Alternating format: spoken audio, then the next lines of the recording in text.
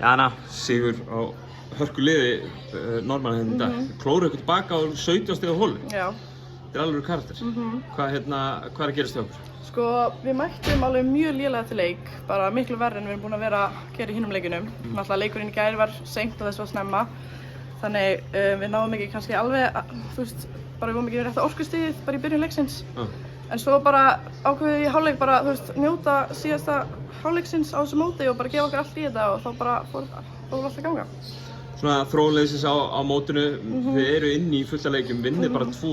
Já. Ekki svolítið svona leiðilegt að hafa ekki náð í sigra í þessum hinum. Er ekki svona einhver moment í hinum leikjunum sem getur svona... Sko algjörlega, mér fannst sko fyrstu 2 leikirnir, eista leikurinn var kannski aðeins erfiðari en eins og mótið Danmörku þegar við vorum komnar inn eitthvað 14 stigum yfir og svo bara út af einhverju bara, þú veist, lélegum ákvörðunum í okkur þá koma þær í baki á okkur, skilurðu. Þetta er svona smá vont að hugsa og mér finnst við vera þú veist, jafn góðar eða betri en flest liðin hérna og líka mótið Finnlandi, þú veist, þetta voru alltaf ógeðslega jafnir leikir.